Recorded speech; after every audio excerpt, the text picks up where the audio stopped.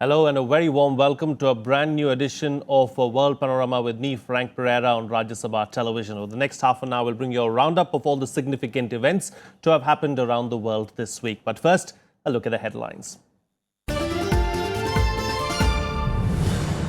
Days of irregular migration are over, says the EU, as it agrees to many of Turkey's demands in exchange for it checking the influx into Greece. But the humanitarian situation turns ugly on the Greece border as migrants continue to pour in.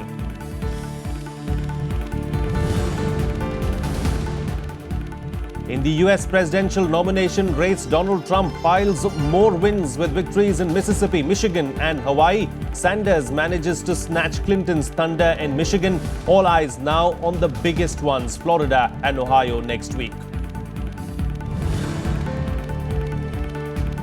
Aung San Suu Kyi's National League for Democracy nominates her close confidant Tin Kyaw as its presidential candidate among 3 candidates for the post. The historic presidential election is due next week.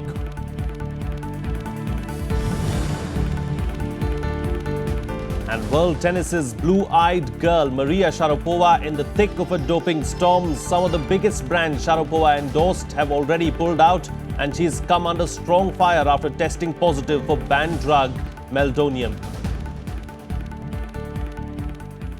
Our top focus on World Panorama this week, an emergency meeting of European Union leaders this week on the raging migrant crisis claimed to have reached some sort of an agreement, a deal of sorts, with Turkey on checking the massive refugee influx into Greece. But actual implementation remains a far cry yet, with the Greece-Macedonia border where over 13,000 asylum seekers have been stopped, turning into a humanitarian nightmare. Here's a detailed report.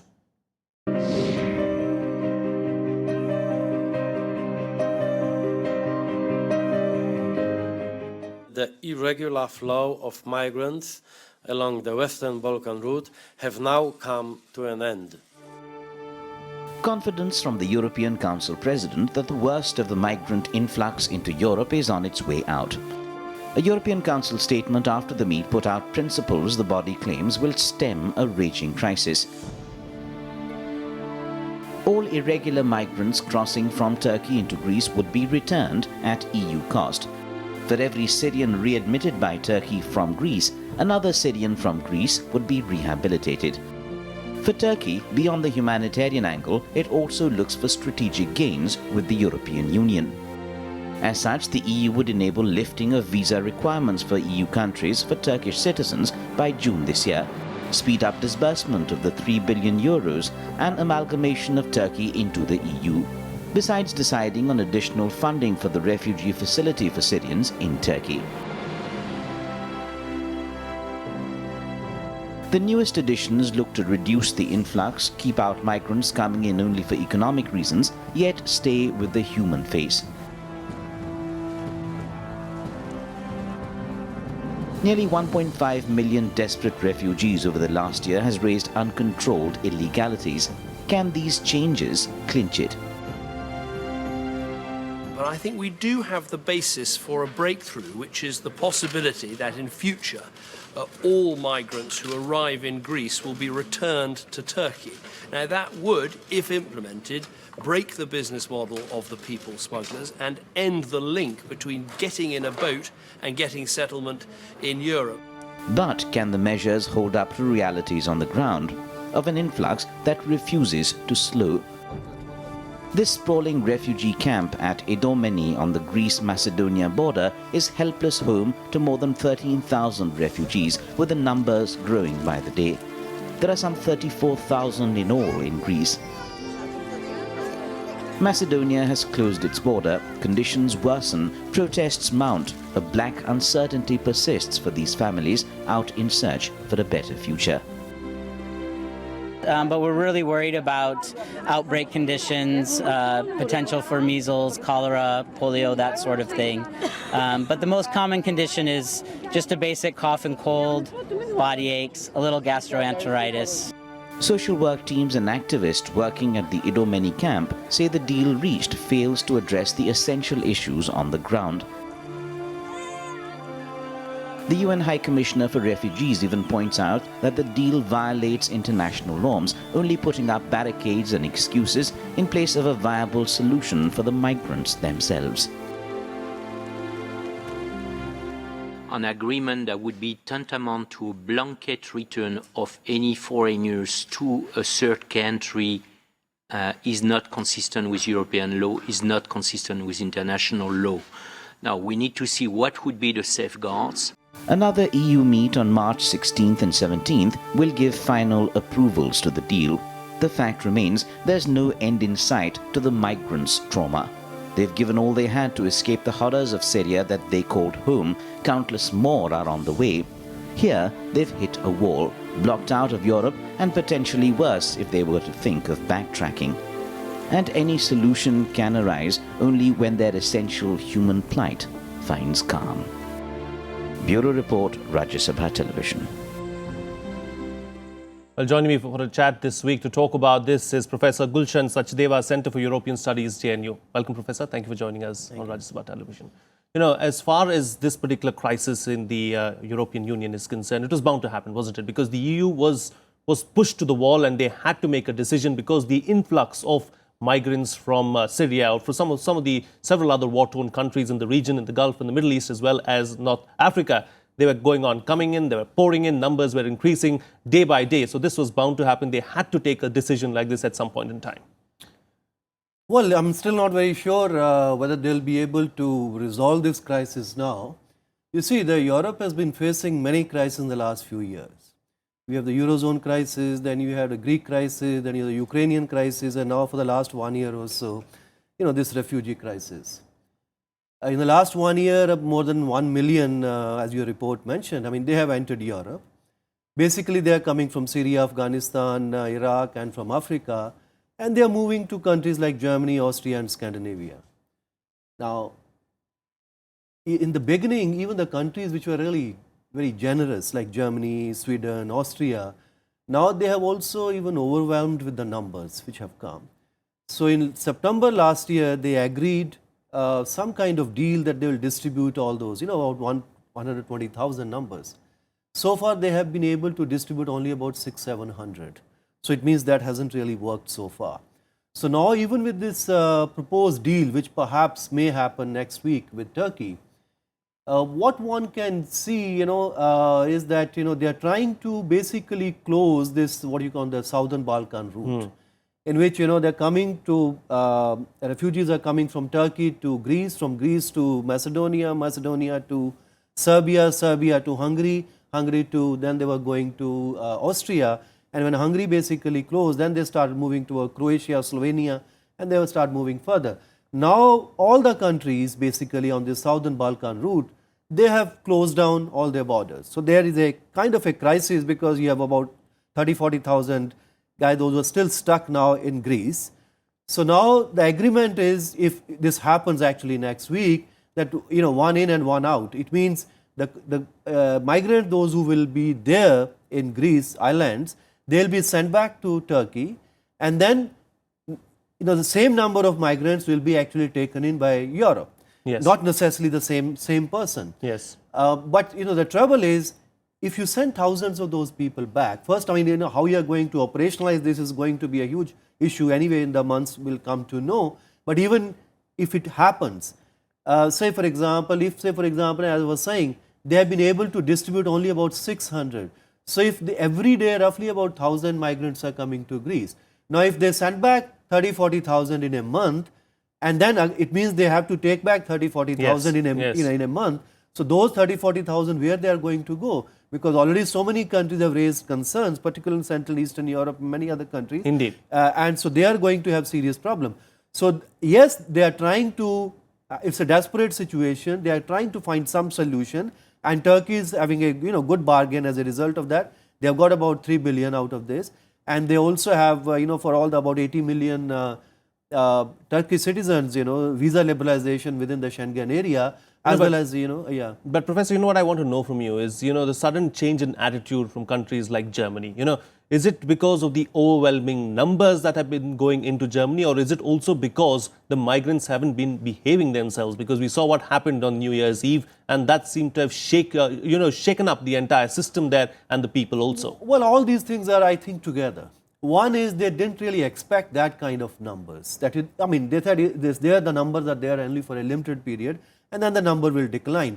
But there was also a message which went around, because you have millions of refugees in camps in Syria, Lebanon, and other places, and also coming from Afghanistan and from many African countries, that now Europe is open. So now this is the time to enter Europe, and that's what exactly the criticism of Germany is there for so many other member states, that you are giving a wrong message. And now I think by this kind of deal, they are trying to now repair that kind of damage which was done. That Europe is open for genuine asylum seekers, but for others, this is not a place, so we have to stop somewhere. So they are trying measures. One has to see to what extent they are going to be successful. One has to see in the months and years to come. Indeed, we'll have to see. But don't you believe that the issue itself has to be addressed at the root, and probably the issue should be settled somewhere in Syria and some of these war-torn countries first, and then automatically the numbers of migration or the migrants going into Europe will automatically reduce? Well, that's of course is the bottom line. If so long as the conflict is there, then of course the people will start moving, because it's not that they are in a desperate situation. They were in desperate situations. Say, for example, people in Syria. That was also one of the reasons perhaps Germany wanted to accommodate more Syrian refugees, because they are relatively young, they are all educated, so they are actually very useful for the kind of German economy. But now, since the huge numbers and there is no end in sight, and so many people coming from all over places, not just only for Syria and Iraq, they are also coming from Pakistan, they are coming from so many other countries, from Africa. So now they have realized that the kind of opening which they made last year, there were many mistakes, and there is a political backlash within Germany itself, as well as also in many other countries within Europe. Right. So now you can see all these policies coming, but it will take time for Europe to really cope with all issues which they are. It's a matter of time. Let's wait and watch and see what really happens. Thank you so much, Professor, for being a part of the program and putting things into perspective for us. Thank you. Well, on that note, we'll slip into a short break here. Still to come, more bravado from North Korea as it fires missiles into the sea in response to sanctions and US-South Korea military exercise. We'll have that and much more on the other side. Stay tuned. We'll be right back.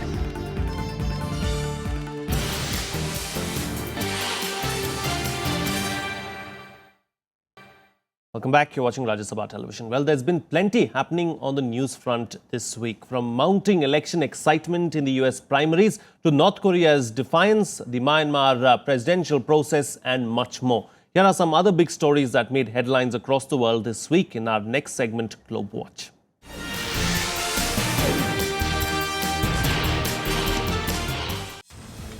Donald Trump continues his winning streak in his bid to be the Republican White House nominee. Trump won in 3 more states this week: Michigan, Mississippi, and Hawaii. A big boost ahead of crucial winner takes all primaries in Florida and Ohio next week. He consolidates his lead further. And we didn't win by a little bit, we won by landslides. Mississippi, Michigan, Hawaii, thank you all very much. On the Democratic side, Senator Bernie Sanders pulled off an upset victory over Hillary Clinton in Michigan. Hillary Clinton won Mississippi and more delegates than Sanders. About a week ago, we were 20 or 30 points behind in Michigan. And what all of the pundits said and what all of the media said, Bernie Sanders and the political revolution can't win in Michigan. Guess what? We won in Michigan.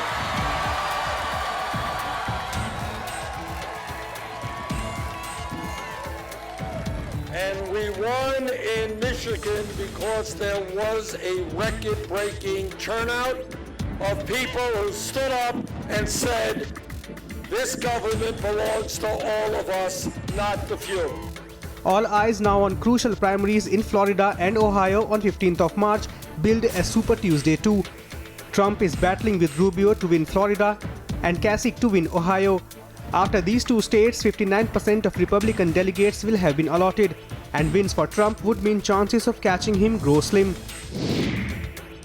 North Korea kept up a defiant stance this week as tensions soar in the Korean peninsula. Early in the week, North Korea warned it would make a preemptive and offensive nuclear strike in response to joint military exercises between US and South Korean troops. It also claimed to have miniaturized nuclear warheads to fit on ballistic missiles. On Thursday, Seoul said the North fired 2 short-range ballistic missiles into the sea.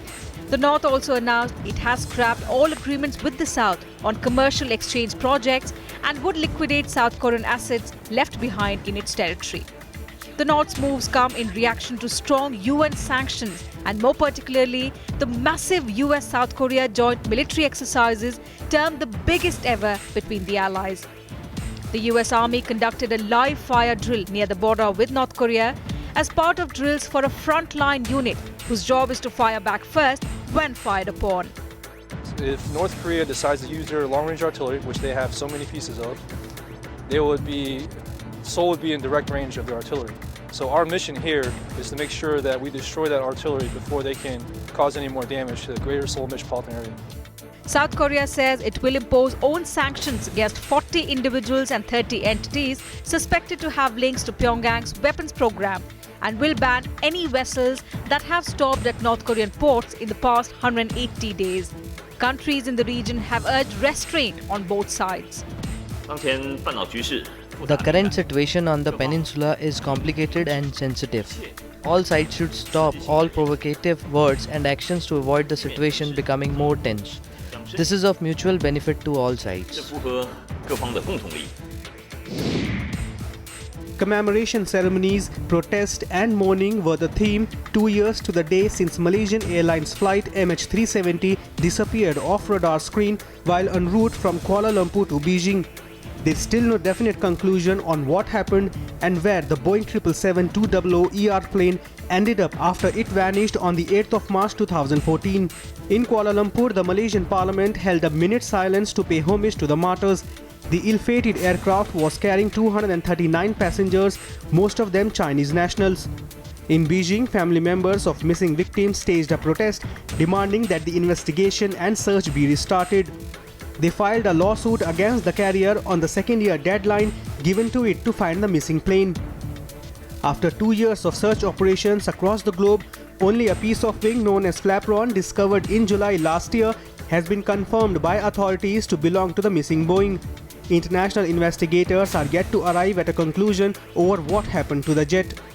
Investigators believe the plane with 239 passengers and crew on board was flown thousands of miles off course before crashing into the ocean of Australia. The interim statement on completion of 2 years of the search only said reviews of findings continue. At this time, the team is continuing to work towards finalizing its analysis, findings, conclusions, and safety recommendations on 8 relevant areas associated with the disappearance of MH370 based on available information. A final report will be completed in the event wreckage of the aircraft is located or the search for the wreckage is terminated, whichever is the earlier. Myanmar's National League for Democracy, the NLD, has proposed a close confidant of Nobel laureate Aung San Suu Kyi, Ithin Kyo, as its presidential candidate. The nomination ends for now. Suu Kyi's own efforts to negotiate a deal with the military to take the post herself. Though Suu Kyi has said that she will be the one managing the new government anyway, in a role that she describes as above the president. The military refused to budge on the prohibition on presidents with a foreign spouse or children, as is the case with Suu Kyi. If he is elected by a parliamentary body, Ithin Kyo would be the first leader in decades from outside the military in Burma. The National League for Democracy will dominate the historic selection process as it holds a comfortable majority in parliament. We have high hopes from Ithin Kyo. He was chosen by our party. I have been working together for many years with Ithin Kyo. We have made so many sacrifices, such as spending time in prison. That is why I believe in him. I'm happy for him. Millions of people across Indonesia and the Pacific experienced a total solar eclipse early Wednesday morning with parts of the region falling into complete darkness. At 6:19 a.m. local time, the moon started to pass directly in front of the sun. As the eclipse reached totality, the moon blocked all direct sunlight, turning day into night.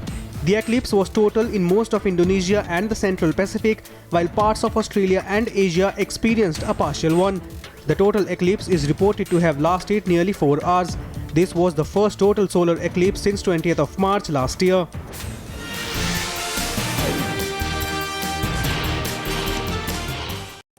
Well, the biggest starlet of global tennis, Maria Sharapova, is in the thick of a drug storm. The 5-time Grand Slam champion and businesswoman stands banned from world tennis after she tested positive for a banned substance at the Australian Open in January. Sharapova does have some support for her version of events, though a larger majority puts her firmly in the red. Here's more.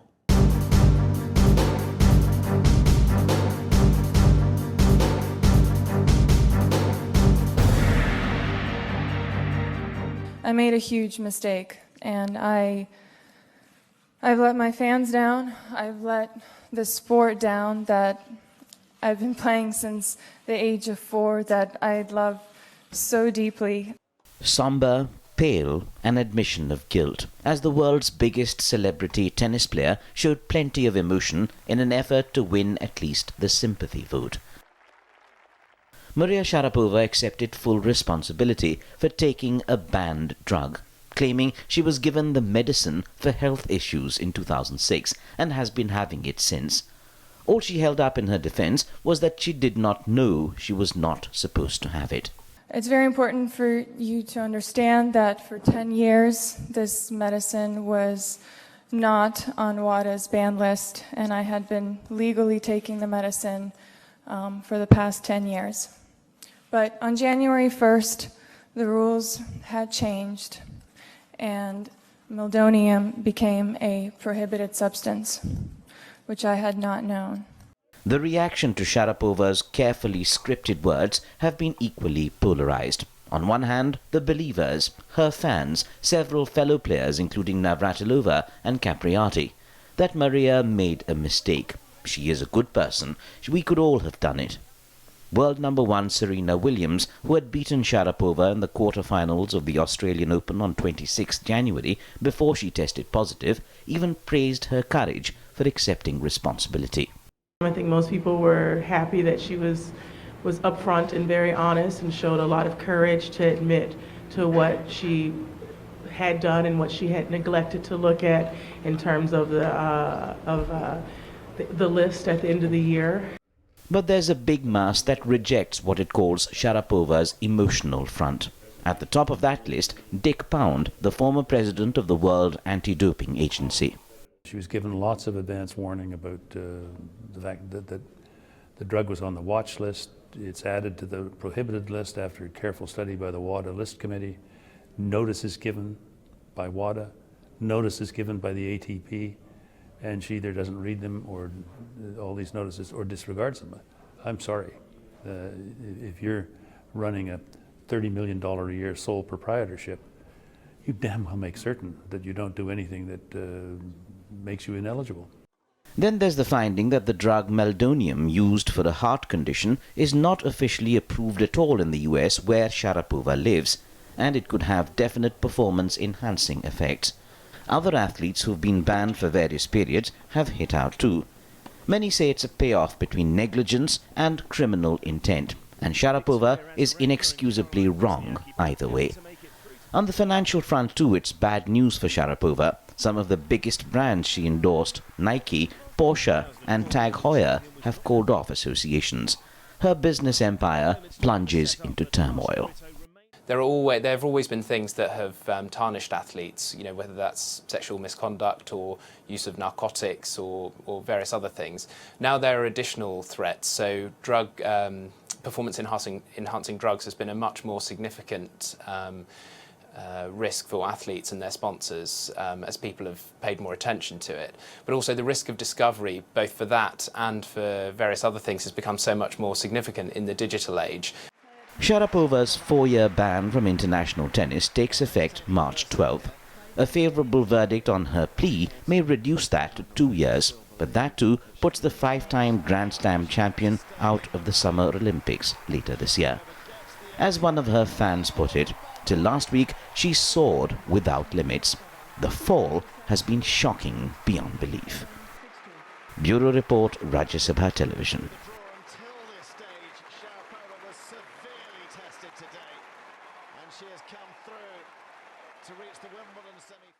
Well, let's now bring you up to speed with some other major developments in the world of sports this week in Sports Action.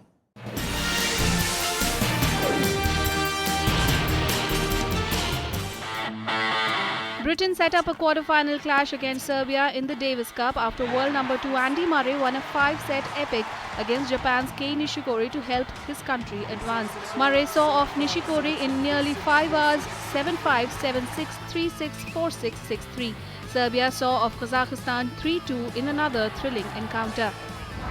Cristiano Ronaldo's 40th goal of the season helped Real Madrid reach the Champions League quarter-finals with a 4-0 aggregate victory over Roma. Leading 2-0 from the first leg, James Rodriguez and Ronaldo scored a goal each in the second half as Madrid reached the last 8 for the 6th consecutive time. In another Champions League encounter, Paris Saint-Germain won 2-1 at Stamford Bridge to eliminate Chelsea from the competition. PSG had won the first leg 2-1 and they emulated the same score in the second leg to win the tie with a 4-2 aggregate score and advance to the quarterfinals. Organizers at the 2016 Rio Olympics staged the Olympic golf event ahead of the sport's return to the Games this year for the first time since 1904 in the men's category. A delegation from the International Golf Federation was present to observe the event, which was focused on testing the course itself and the results system.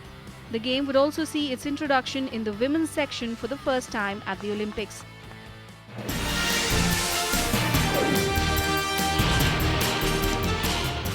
And finally, let's go to Australia's Sunshine Coast, where one of the most popular competitions is called the Dog Spectacular, the only festival or surfing event in the world where groomed and trained canines surf with pride on a board with their masters. I'm going to leave you with this. See you again next time.